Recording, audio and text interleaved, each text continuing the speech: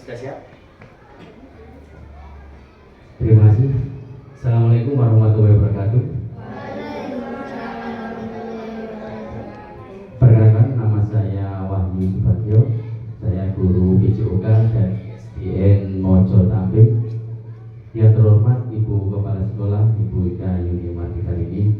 Yang terhormat Dewan Guru, Bapak dan Ibu Guru SDN Mojo Tamping dan anak-anakku yang hebat SDN Mojo Tamping. Pada pagi ini saya akan mempresentasikan rencana atau RTL, rencana tindak lanjut tentang pembelajaran saya 3 bulan kemarin, mulai dari bulan September sampai hari ini, yaitu PKG PJOK, dan tugas akhir ini yaitu rencana pembelajaran yang akan saya lakukan di SDN Mojo Tamping, yaitu tentang berbagi praktik baik menggerakkan komunitas belajar sekolah pembelajaran PJOK berbasis proyek dengan Sport Education Model atau SEM, dengan judul Serasi Gatam, yaitu sehat, bugar, dan asik giat olahraga tradisional SDN Mojo Tamping. Itu.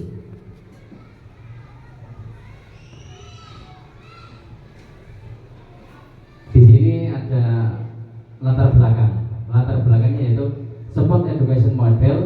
Saya merupakan salah satu model pembelajaran PJOK yang berkelanjutan dan bermakna bagi peserta didik, karena saya menekankan pentingnya memberikan pengalaman bermain peran peserta didik di hadapan pada situasi yang mencerminkan kehidupan nyata dalam tentang peran dan tanggung jawab masing-masing, terutama dalam meningkatkan partisipasi peserta didik individu.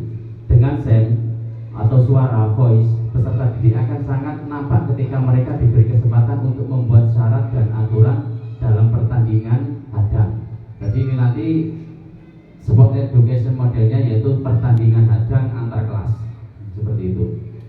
Sedangkan untuk pilihan choice, yaitu di sini peserta didik juga diberi kebebasan untuk memilih peran dalam kegiatan ini. Jadi nanti akan penjelasannya di belakang. Serta kepemilikan ownership di sini dengan melibatkan peserta didik untuk mengatur ruang pertandingan.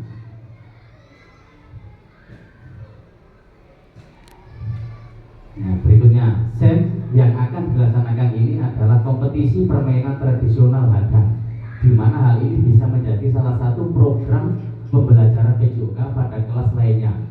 Kedepannya, karena pembelajaran yang dilakukan ini berbasis proyek. Selain dalam kegiatan kurikuler, harapannya program ini untuk selanjutnya menjadi proyek sekolah yang dapat memupuk kerjasama peserta didik.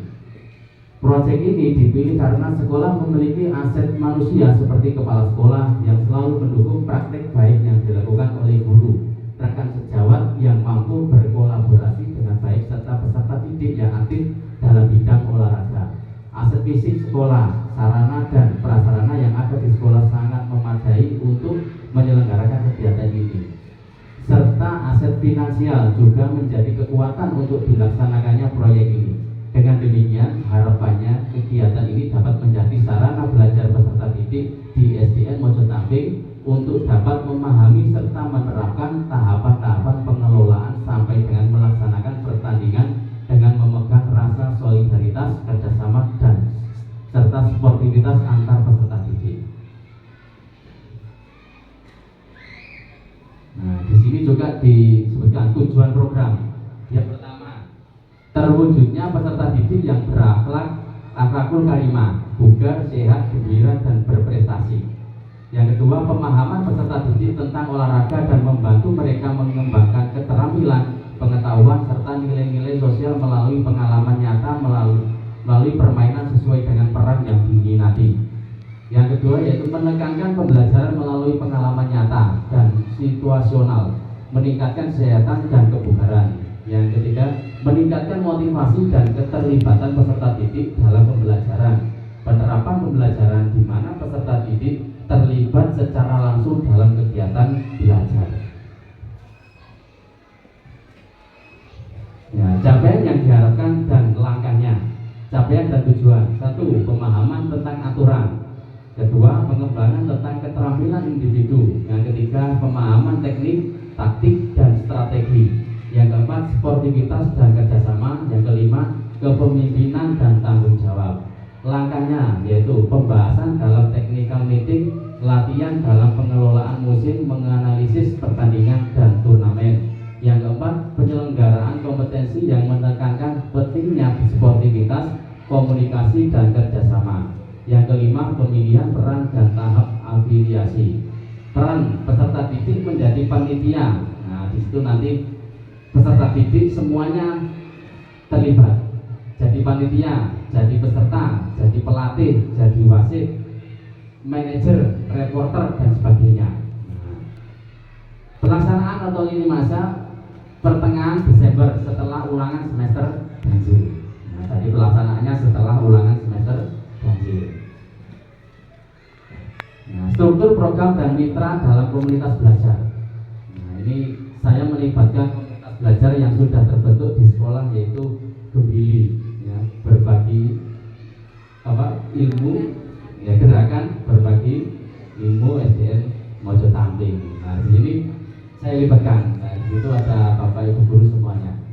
Ya, struktur program ada kurikuler dan peserta didik terlibat dari kelas 4, 5, 6 baik laki-laki dan perempuan. Waktu kegiatan dilaksanakan di akhir semester 1 bulan Desember 2024. Mitra dalam Kombel, penanggung jawab adalah kepala sekolah nantinya. KBS yang menjadi lokomotif atau fasilitator adalah komunitas praktisi sekolah terdiri dari guru kelas dan tendik. Mitra dalam KBS dari OPS sekolah yang nantinya dapat membantu terkait dengan publikasi kegiatan melalui sosmed sekolah. Mitra dengan guru kelas sebagai koordinator dengan masing-masing kelas. Kepanitiaan, peserta, dan pihak lainnya berasal dari peserta didik. Mitra dan sponsor dari orang tua peserta didik.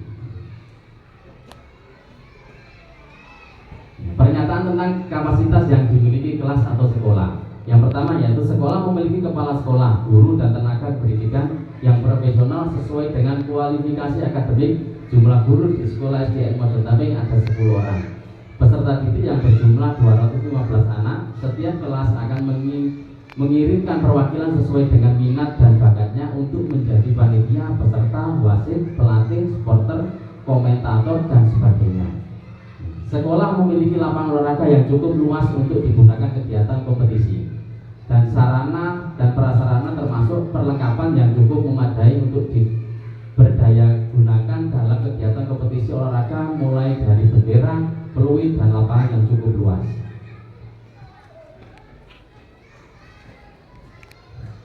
Nah, rencana evaluasinya nanti ada 7 tahapan implementasi SEM Sport Education Model dalam pembelajaran masing-masing. Tahapan harus dievaluasi, yaitu evaluasi keseluruhan akan dilakukan pada akhir tahapan, yaitu evaluasi dan refleksi.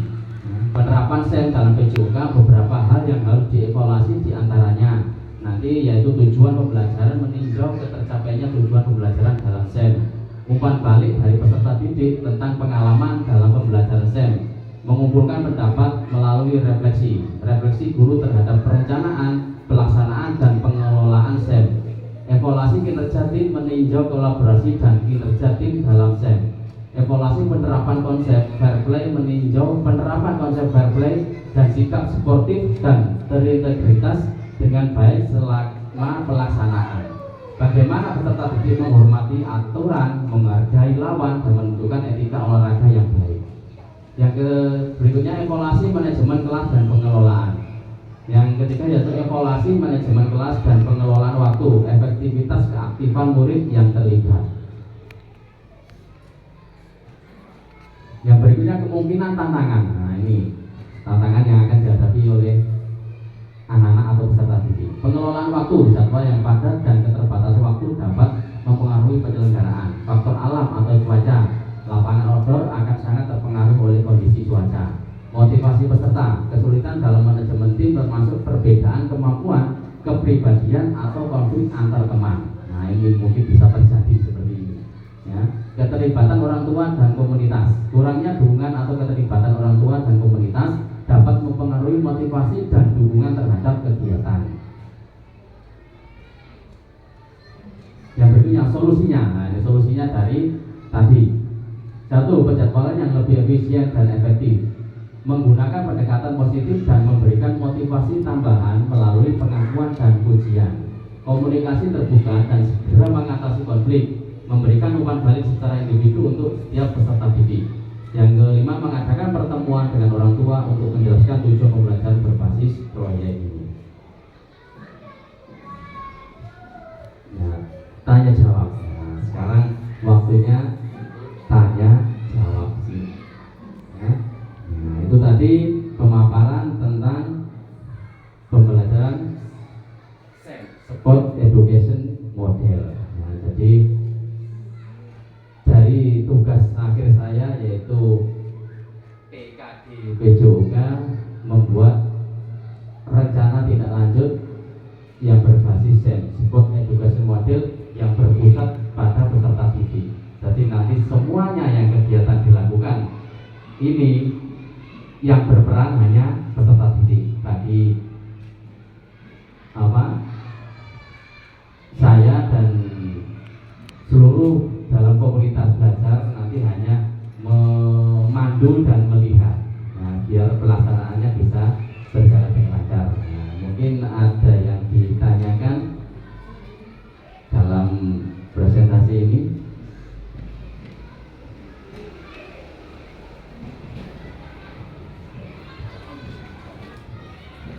Ya, atau masukan atau saran untuk kedepannya biar bisa.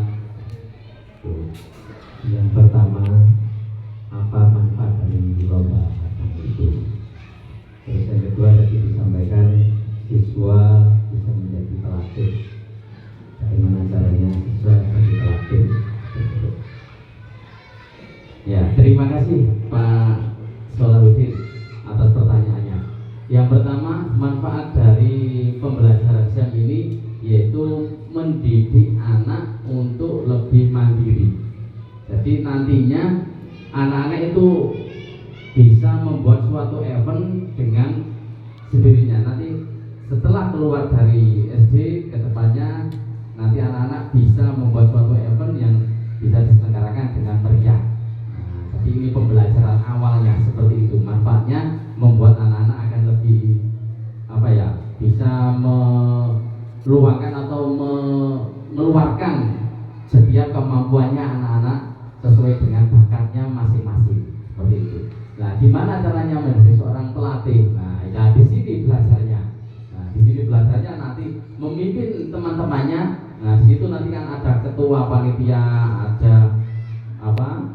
jadi seorang wasitnya, ada jadi setelah itu semuanya akan belajar di situ. Nah, nanti kita selaku komunitas belajar kita akan mengevaluasi nanti kekurangannya apa, nanti harus gimana. Nah, itu nanti kita perbaiki di situ. Nah, di sini akan belajar terhadap gimana caranya membuat suatu event dalam bentuk pembelajaran seperti itu, Wadi. Terima kasih. Mungkin ada lagi?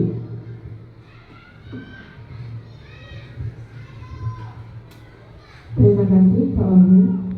Assalamualaikum warahmatullahi wabarakatuh.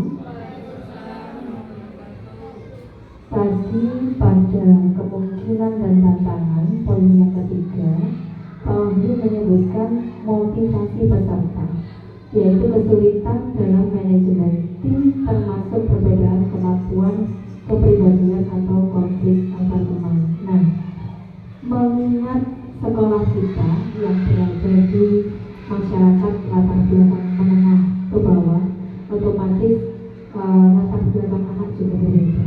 Nah, dengan adanya tantangan semacam ini, menurut Pak Wahyu, solusi dalam bentuk konkret apa yang mungkin bisa Pak Wahyu jelaskan sehingga apa yang panjenengan jelaskan ini mungkin kedepannya bisa menjadi masukan untuk teman-teman yang lain dan bisa diadopsi di pembelajaran yang lain. Terima kasih. Seperti yang sudah saya sampaikan. Kurang lebihnya, Assalamualaikum warahmatullahi wabarakatuh. Terima kasih Ibu Ika. Nah, di sini sebenarnya ini kemarin karena waktunya hanya 1 minggu, sebenarnya ini melibatkan beberapa mata pelajaran seharusnya.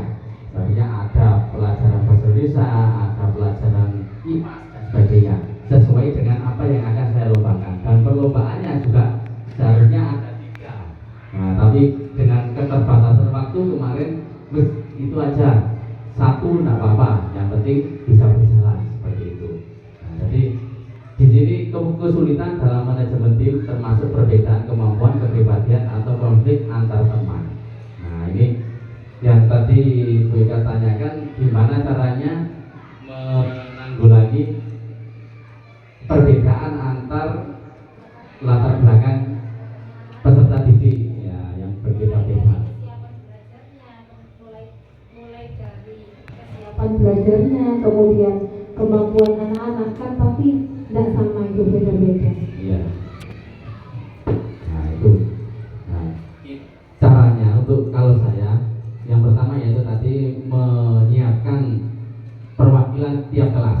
Jadi nanti tiap kelas saya pilih beberapa anak untuk saya jelaskan dulu gimana susunan-susunan atau cara-caranya dalam nanti melaksanakan SEM itu tadi. Nah, perlombaannya. Nah, dari perwakilan kelas itu nanti bisa menjelaskan ke teman-temannya. Jadi seperti wali kelas ya, Bapak Ibu guru wali kelasnya masing-masing hanya memfasilitatori saja. Jadi tidak, nah ini belajarnya nanti di situ kita akan menemukan solusinya. Nah, dari permasalahan itu nanti Bapak Ibu guru wali kelas dan saya sebagai guru PJOK nanti akan seperti ini, nanti ada solusinya ke depannya mau seperti apa. Jadi karena ini juga permulaan awal, bisa semuanya sebenarnya ini bisa nanti di P5 kita lakukan di kelas 6 mau seperti apa. Nah, melibatkan PJOK atau agama atau apa juga bisa. Nah, jadi tidak hanya PJOK kemarin seperti itu, jadi bisa melibatkan beberapa pelajaran atau kelas yang kita lakukan. Dari kendala yang tadi yang Ibu Ika tanyakan, gimana caranya untuk menyatukan seperti itu, pasti ada konflik antar teman, pasti ada. Mungkin ditunjuk jadi pemain tidak mau atau jadi pelatih tidak mau, itu pasti ada. Lah itu tadi belajarnya yang panitia itu gimana caranya menyatukan teman yang seperti itu di dalam kelas. Nah, itu nanti bisa nanti suatu di masyarakat anak-anak itu bisa kalau mempunyai teman konflik suatu forum bisa menyelesaikan. Nah, di sini belajarnya awalnya di sini nanti seperti itu. Mungkin itu.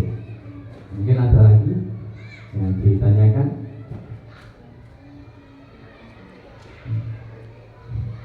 Ada yang tanyakan? Silakan. Sudah jelas ini anak-anak? Sudah paham apa yang harus kalian lakukan nantinya? Ya. Jadi perwakilan ini sudah paham.